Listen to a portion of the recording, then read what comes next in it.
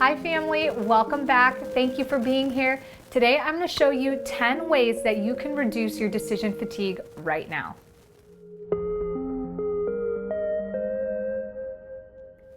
If you're new to the channel, thank you so much for visiting. My name's MJ. I'm a minimalist mom, entrepreneur, and health enthusiast trying to share with you the ways that I found to live the best life possible. If you like videos like this, make sure to give this video a big thumbs up, leave a comment below, and don't forget to subscribe for more.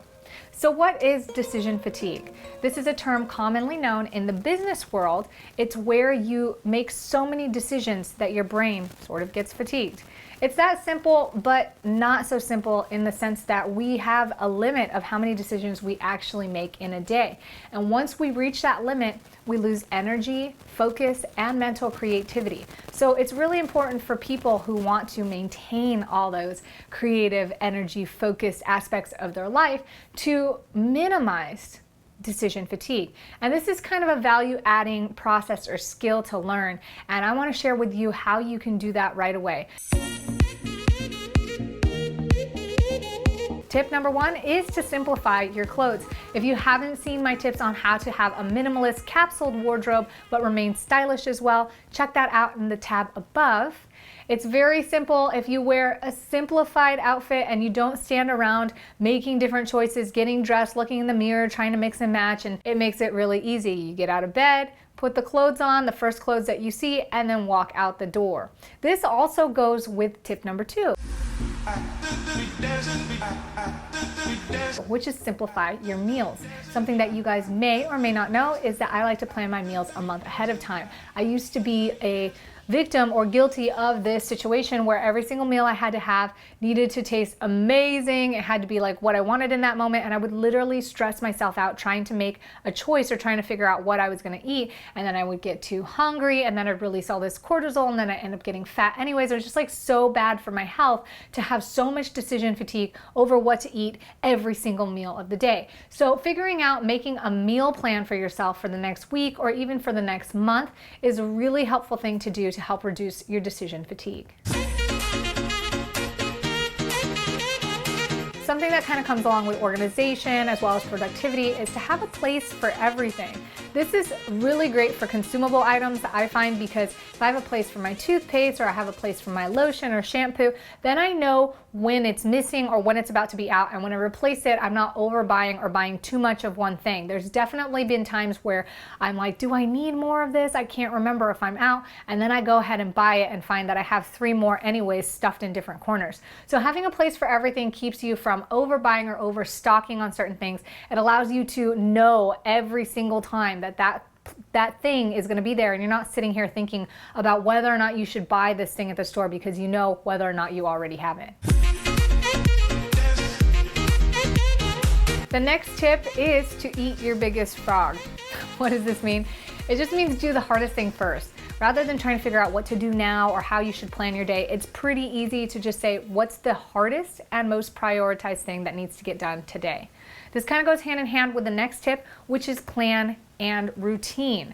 And this is super huge because for me, it's really easy to get lost in the day and kind of be inefficient with time and think, what do I do now? What time is it? And skip around back and forth. Oh, I'm on Facebook. Oh, I got an email. Oh shoot, I gotta get back to work. Oh wait, I got this. There's many different things that can kind of cloud your mind and cause severe decision fatigue and make you go back and forth and having to reassess what you're gonna do for the next 5 minutes before you get distracted again. So sticking to a plan and having a routine has been super beneficial for me in reducing that decision fatigue. I get up, I eat my biggest frogs first, and then I'm free for the rest of the day, and I don't have to stress under pressure or feel overwhelmed by all the choices that I can make. This also follows through to my next tip, which is segregate your time and make later lists. I call them later lists because it means I'm gonna do it later. It doesn't mean that I'm putting it off. It just means that I wanna stick to what I'm focused on with right now and not have to sit here and make a choice about whether or not I wanna do this now and for how long and how it's gonna adjust the rest of my day.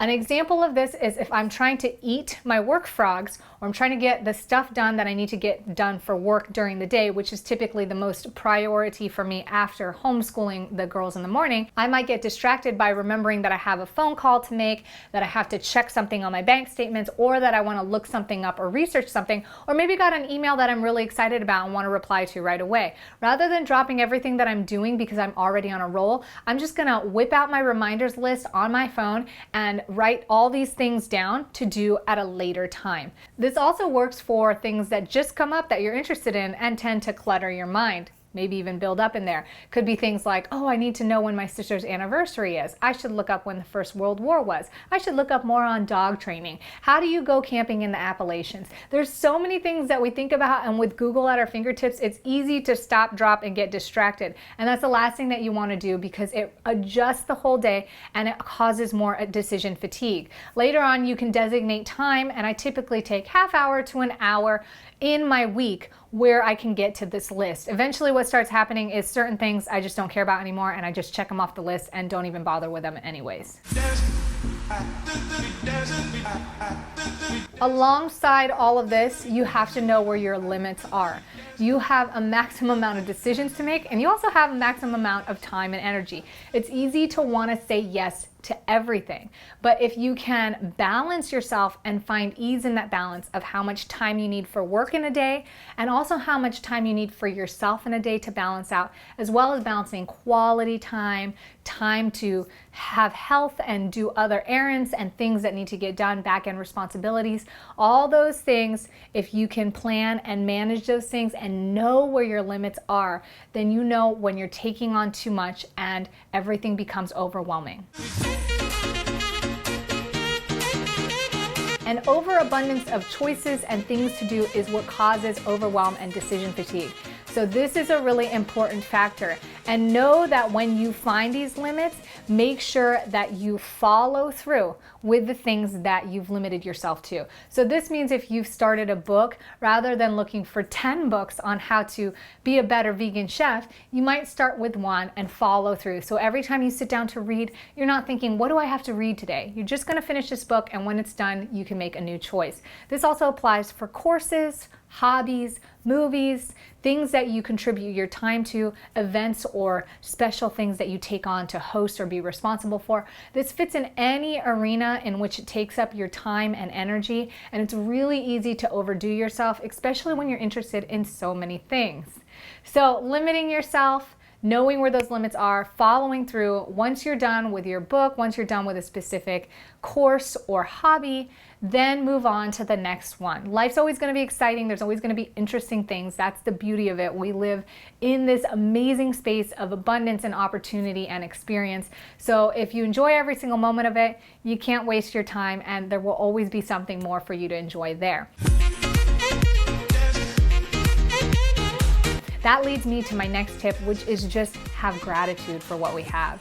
It's nice that most of us have this problem where we're overloaded with abundance and trying to figure out how to turn it all down and find value and gratitude in our space and just really enjoy life in the present moment, rather than seeking for more and going in this unfulfilling cycle of consumption. And so having gratitude is a great way to reduce decision fatigue, because rather than saying, what more can I introduce into my life or can I have because I feel unfulfilled, you can say, wow, I don't even need to think about that. I don't have to make choices there. I love what I have here. Of course, I'm not talking about settling and being unconscious. I do believe in growth and always continuing to pursue your higher self and get better at things every day. But it also comes with a balance of having gratitude for what you have, because if you're missing this moment now, you're missing life. This is the only moment we live in. The last thing I want to share with you is something really fun that I've been practicing lately, because being a go-getter myself, if I have a chance to make my own choice or have a preference, I will take it. So the last tip I have for you is to go with the flow and allow others to decide for you. It doesn't mean be a pushover or not have a choice, not have a mind of your own, but it just means for matters that aren't really that important, let somebody decide for you. An example of this would be if somebody takes you to a restaurant. They want to take you out to lunch. They say, what are you getting? You say, what do you usually get? Or what do you think I should try? And they might say this or that. Make a decision from there rather than assessing the whole menu and trying to make a choice from 100 different items. Other things could just be like when I was playing a board game with my family during Christmas, I typically want to pick my color. I like blue or green. Those are like the bomb colors that I want to be. But who cares? Whatever's in front of me, if it's yellow, if it's purple, I'll take it. You know, it doesn't take having to be so particular and having all these choices to make to like have it your way. I don't know how else to explain it. There was something that Tony Robbins said recently, which was the more preferences you have, the more particular you become. And the more particular you are, you have a higher tendency to be unhappy. Makes sense to me. Less flexibility, more specific. If you don't get it your way or if it doesn't happen the way you expect, then there's more room for disappointment or feeling like it's less than it should have been. So changing those expectations to going with the flow and only deciding on the things that really do matter is really helpful to not only relax a little, but it also brings more enjoyment and new situations in life that you may not have chosen for yourself. So that's it today, family. That's my 10 tips on how to reduce decision fatigue today. If you guys feel like you have any additional tips or if I'm missing anything, stick in the comments below. Remember to let me know you like this video by hitting thumbs up. And if you're new to the family and have just subscribed, welcome. Thank you so much for joining us. Remember to always be good, be great, be grateful, and I will see you guys in the next video. Ciao.